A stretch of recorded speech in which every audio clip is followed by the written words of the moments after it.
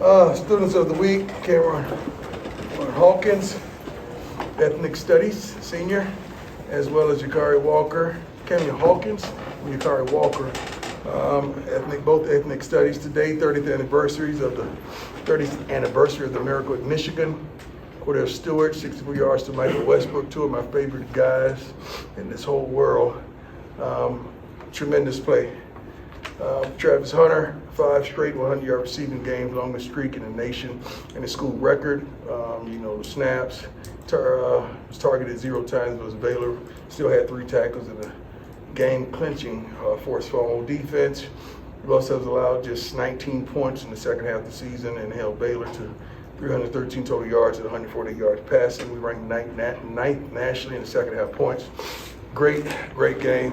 Testimony to our resilience, not giving up, and the guys working to the end, and tremendous fan base. Like I said at the conclusion of the game in the press conference, I don't condone how the students ran out, but I absolutely love every last minute of it. It was one of the most beautiful things I've ever witnessed in my life. I was just worried about guys on the field, us getting the penalty now, kick is blocked now the party's over. But wonderful win. Coach Malzahn, I love him. I appreciate him. He's one of my favorite coaches in college football. The way he gave us love and showed us love and compassion when I think Shedeur was a sophomore or junior, going up to a visit at Auburn, and he offered him on the spot. It was tremendous. I love what he's brought to college football. A lot of similarities. He does it his way, and I love the way he does it. He's unapologetic about the way he does it, and he's with a bunch of Florida boys, which is my home state, which I absolutely adore, and it's going to be a great game. I look forward to the contest. They run the ball extremely well. They get to the ball on defense. Pretty much a veteran team when you're looking at several seniors on each side of the ball, so that's experience, a tremendous amount of experience, and they don't make a lot of mistakes. Big quarterback, strong guy that can not only throw the football, but he could run as well. So we got our work cut out for us. Let's go. Nikki. Hey, Coach. How you doing? Good. How are you? Nikki Edwards, 2 Sports Report. As you mentioned, you're facing a run-heavy offense this week. How is Robert Livingston and the defense preparing for such a fit? Well, we got to load the box up and pray and stop the run. I feel good about our scheme. I feel good about what I saw at practice today. I feel good about what we've been accomplishing versus the run defensively. We got to improve in some certain areas, but I think we get Chidozie back this week as well. That's a tremendous plus because of his attitude, his leadership, and the way he works. Tremendous plus. Hey, Coach, Ryan Scholes from Ralph Report. How you doing? So you've been doing good. You've been really complimentary of Coach Malzahn from Big 12 Media Day on. He's been very complimentary to you as well. What does it mean to be coaching against a colleague and a friend like Coach Malzahn on such a big stage? Well, it's an honor. It's an honor. You got to understand, I was a high school coach visiting those guys, taking my kids on the college tours. And now to have the opportunity to coach on the same field, it's an honor. It's a tremendous honor. And I got love for him. I mean, after we played him, then I could call him for advice. I don't want him, he's not going to give me advice before, but he's one of the guys that I would call for advice on certain situations that may occur with college football players. I'm pretty sure everybody's dealing with the guys that wants the red shirt, and I think everybody's dealing with that right now. So you're having those meetings. We're not the only one having several meetings, but I'm pretty sure a host of college football coaches are having those, and I would like to know how they deal with certain situations. But maybe after the game. That's what Chip Kelly told me last year. He said, after the game, you can call me. Hey, Coach, how you doing? How you doing, sir? I'm blessed. Michael Monte, FY 360 News. How's Shiloh and Dallin doing? And my second question is... Okay, one at a time. You know, I'm old. Sorry. Okay, Shiloh's on pace to be back. Okay. I'm not going to count out this week. I'm not going to count that out. But if he holds off this week, that'll give him 2 more weeks, which is pretty smart. Hayden is going to play. He's going to play. He worked his butt off today. Looked great. Looked like he hadn't missed a beat. So he's going to play. Okay. And then Sotomayor, he's played so well. Carter's good. Yes. So going forward, would he be? Well, it gives you depth. Yeah. It gives you depth, and you're able to do some things in a dime package. Carter can cover tight ends, he can cover receiver, he can cover back, so he gives you depth. You may want to take a linebacker off the field and put him down there and let him do his thing, but he's physical, he's strong, he's fast, he's smart, and he is gaining experience with every game, so I'm proud of that. Sometimes things work out for the good, man. I mean, you hate for a guy like Shallow to go down, but Carter got a ton of experience, and he's not afraid to get out there and attempt to make a play. He's not just sitting out there trying to prevent plays. He's trying to make plays now. Go ahead, Ryan.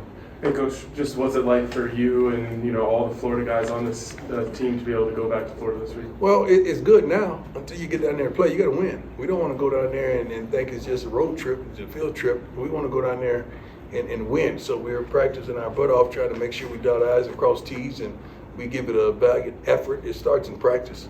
Everything starts in practice. I tell the kids this morning, it's like a vending machine. Whatever you put in, you're going to get out.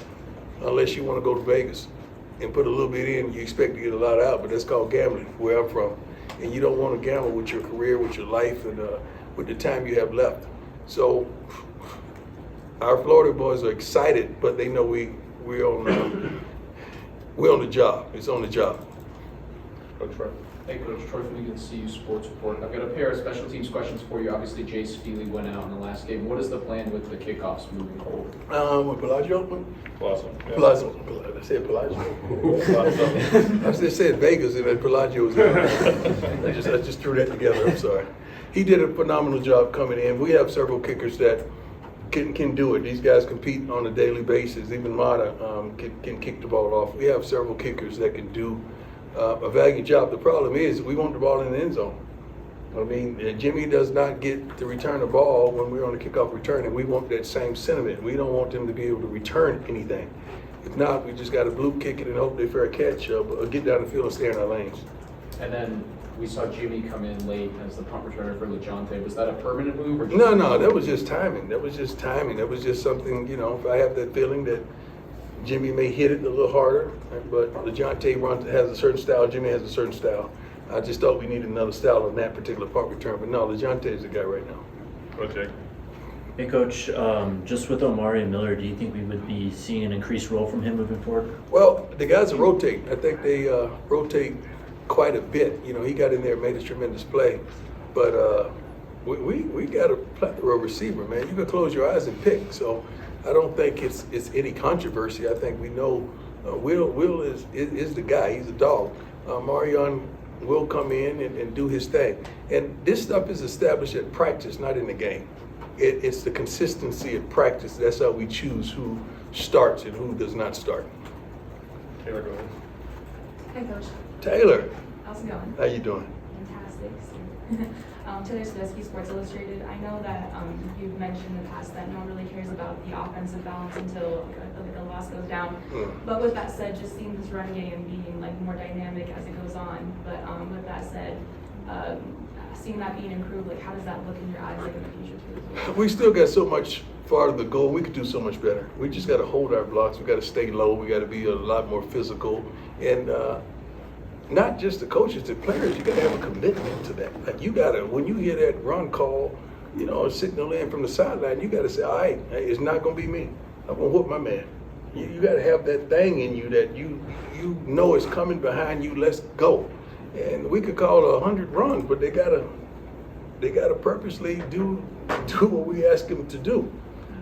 But you want to run to just take pressure off the passing game, because now you play action and it holds that linebacker just a step. Next thing you know, Jimmy and LeJohn get behind those backers and we got action. And everyone knows, man, all you got to do is just give 2-3 seconds and we're good. I think everybody in the nation knows that. All you guys know that in here, ladies and gentlemen, that you give him 2 seconds, he's good. Hey, Coach, Tyler King with the Denver Gazette. Just going back to all the Florida guys on the team, you've talked many times in the past about how much you like to recruit players in Florida. Yeah. Obviously, being there from there yourself, just in your experience throughout your life, what has made Florida players so different? That hunger, that thirst, that will, that want, that me against the world, that we don't have the best of things, but we're going to make the most of things. The way our parents came up, the desolate and tribulate times that we've come through, the naysayers, the haters. Florida may have the least paid high school coaches in the country, but may produce the most athletes in the country. I don't know how that happens. Even when it comes to facilities, I'm sure Texas is number one when it comes to facilities, and Florida's still putting out dogs. I don't know if anybody have done a study lately, but in the NFL, I'm pretty sure Florida's ranked up there pretty darn high, and it's not a huge state. But I'm speaking because one of the kids just asked us this question, and Sap just took over that conversation, let them know if you want to put an all-pro team out there with Florida boys, we got one. So that just happened. That just happened in the game before the game in the cafeteria the night before. So one of the guys was talking about Georgia was like that, and Sap had to check him on that. Scott, go ahead. Hey, Coach Scott Parker, Colorado. How you feeling? How you doing? I'm doing well. Obviously, you guys mismatched a little bit with the offensive line on Saturday. I think Mayers came in for Khalil at one point, and Khalil came back in for Phillip. Is that a unit that you think is going to continue to kind of be tinkered with moving forward, or how do you kind of feel that unit is at? The goal and the dream is really to play 8 of those guys, to rotate 8. That's what you want to do. You want to keep guys fresh, keep them consistent, keep them hungry, keep them physical, just keep them competitive. You want to do that. If we could do that, wow, it's wonderful. You don't want to just consistently play 5 guys for the entire year, especially with the day and age of the portal. So you want to kind of rotate those guys, but it all starts with practice. You got to show us that you're rotatable in practice, and then Phil will do his thing. He's pretty smart when it comes to that. Jack, go ahead. Hey, Coach, Jack Carlo. Farlow. Big recruiting for you guys. Big recruiting weekend for Uh-huh. you guys this past weekend, and commitment yesterday. Just overall, how do you feel like this 2025 class is coming I along? thought we got 3. One that was announced. Okay, my bad. Sorry, I don't supposed to say that. I'm sorry. Good to know. Oops. But how do you feel like this 2025 class is coming along so far? Pretty good, but you got to understand, man, you have to look at your roster. You got to balance that between high school guys, portal guys, what you have coming back. It's a balancing act. It's no one way to do it. I think everyone knows that. There's no one way to do it. And, I know we get criticized for going into the portal, but if you talk about other teams and how much they went in the portal, it ranks right up there with everyone else, but we're just the portal kings, it seems to be, and that's not the case. We have a few freshmen playing and doing a phenomenal job right now. I think I gave you a statistic one week of how many freshmen we played last year, even freshman walk-ons. They got in there and got some experience. So I think we're doing a good job with the guys from high school, but also the guys from portal. It's just like the NFL to me, man. It's free agency and draft choices. You don't take a lot of draft choices, but you get what you need in free agency. Hey, Coach Brian. How you doing, Brian? Good. How are you? Good. I have 2 questions for you. I'll go one at a time. Four games into this season, you're a third of the way through. Where is this team as far as like what your expectations were at this point in time? You're never going to reach my expectations. That's not going to be garnished. You can't reach that because I think big. I have big, lofty dreams and lofty aspirations for each and every one of these kids on the field as well as off the field. So we're getting there. We're getting closer. But the one thing that I could honestly and wholeheartedly say, we're getting better every week in different facets of the game. You know darn well you can't compare last year's defense to this defense or the offense as well. You see progress. You see certain positions, and you see certain even young guys saying, okay, that guy, another year, so he's going to be phenomenal. I mean, I know Shador and Travis take the headlines, but there's a lot of other guys doing some phenomenal jobs out there, just giving them an opportunity to shine. So I appreciate that. The second question is, you guys have the luxury of having obviously a really good secondary of guys. You can go one-on-one with your corners. How big of a deal is that for the impact it's made on the front seven, where they're able to play better against the It was a big deal until last week when, we got our butts kicked a couple times on some deep balls, which is unlike us. That's not who we are. We're trying to shore that up right now. We're on their butts today at practice tremendously. But we have some guys that can flat out play man, and they'll do a better job in the future. I promise you that. But it helps us tremendously. We just got to get home more with the pass rush. We got to get more hits on the quarterback. We got to get home more. We must apply more pressure on the quarterbacks because we have the pass rushers to do it. At this point in time, I thought we would be farther along with sacks and applying pressure on the quarterbacks. I do, but we're doing a great job of getting to the ball and coming there as a pack and making things happen. Okay. Hey, Coach, Pat Graham, Associated Press. Two-parter, like Brian always asking parts. Number one is, you guys are obviously leaving Wednesday because of the storm. You're a creature of habit. How much does that affect your players and you and what you're trying to get done when you have to leave early and adjust your plan? Well, our players like simplicity, and I do too. So I don't want to take a risk and a chance. We're going to leave Thursday anyway. So the storm is supposed to hit Thursday. So we don't want to take that chance and the storm hits Thursday. Now we can't get there to Friday evening. Now it's a rush. So we're trying to get ahead of the curve and be smart with it. Our guys like consistency. So being settled and having a consistent plan in place works in our favor. We've already secured practice facilities. We already, I think, set the truck on the road. We're right where we want to be. We're just going to make it consistent as possible for our young men. And the second part is the special teams has been very dependable for you guys, and you kind of struggle a little bit and return, kick return. Do you not panic, or do you just try to, knowing that maybe this is like or how do you address that? No, I don't have panic in me. I don't have that. You address that by doing your job. We kick the ball in the end zone, that doesn't happen. We make that tackle on that punt return, that doesn't happen. So you either make those plays or get somebody to make those plays. As simple as that. Two more, go ahead, John. Hey, Coach, Jeff Reach, 9 News. The sports world is captivated and impressed with the flair for dramatic. Does this experience feel as cinematic to you? What does cinematic mean? I don't know. I'm sorry. Movie-like? No. We're thankful, we're appreciative that the game turned out like it did, but we had to work to come back to get that opportunity. And we had a couple opportunities. We had several plays that we hit that were called back that we're not proud of. We allowed some opportunities to happen defensively that we're not proud of. We feel like we shouldn't have been in that situation to make that happen. We're thankful that we did, but we feel like we're the idiots that put ourselves in that situation to make it happen, and we don't want to do that again. We feel like we're better than that. We really do. But we're extremely thankful and appreciative that our men didn't give up, and they came through. Last one, go ahead, Matt. Hey, Coach. Travis typically steals the headlines as far as the Heisman. Mm-hmm. How do you feel Shador has played through 4 games this year? You look across the board, and his numbers are just as high as almost every other quarterback in the country. Shador has played great except for one pass.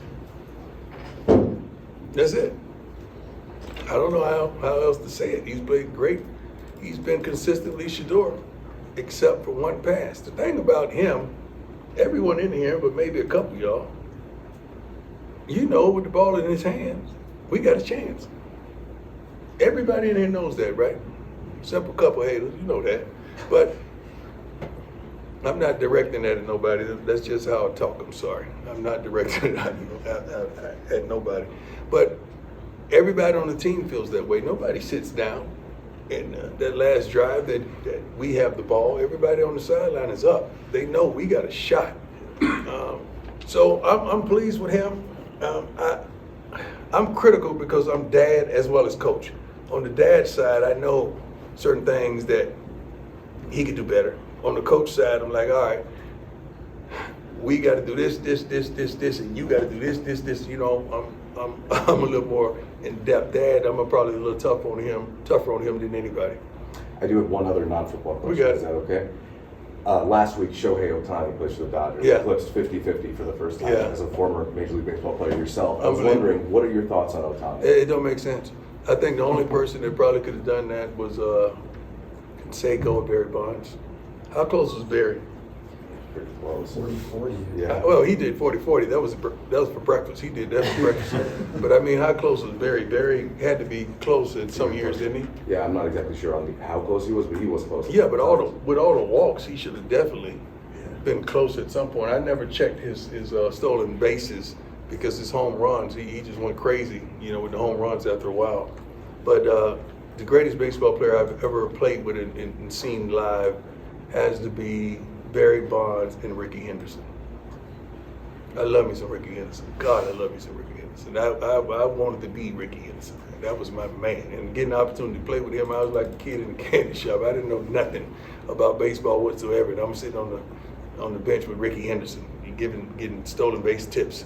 That's when baseball was truly baseball, and I loved every minute of it. Didn't know what I was doing, but I loved it. But Tani is that he's incredible, man. I mean, you could compare him to the Jordans and those Tom Brady's of the world. That's who he is. He's doing things that we haven't fathomed. Barry had 42 and 40 in 1996. Yeah, he probably just stopped running because he probably stopped because they walked him every darn time, right? He could have stolen He him. ran much the last few years of his career. Excuse me? He didn't run much the last few years. No, but he walked. What I'm saying, he stayed on base, right? They walked him during that. his Every OBP. time, yeah. Yeah, the OBP was through the roof. Yeah, and plus, you got to think about this now. Baseball is different. But how many times you could throw over now? Yeah, not bad. Two per Yeah, you imagine Ricky Henderson, you could just throw over 2 times a game. He'll be at third. He'll just cut across the grass. go ahead and get it over with. Ricky was unbelievable, man. But I mean, the rules kind of helps a little bit. That's not taking anything away from Ohtani because he is unbelievable, man. So, but Barry Bonds, they walked him almost every turn at bat. So if he wanted to steal, I'm pretty sure he could have had 60, something like that. What is the biggest home run year he had? 73. Oh my God. Yeah, well, that's the greatest ever to me. Okay. Yeah, Barry Bonds. He had 52 bags in 1990, 33 homers. In 90? Yeah. It was Pittsburgh, yeah. Yeah. That was before all the other stuff, right? Yeah. No, but I'm saying they just hated on him. He had 3 MVPs before they even started accusations, right? He has all the Hall of Fame careers. Yeah. Yeah, but why isn't he? I mean, he should be in the Hall of Fame. Don't make sense.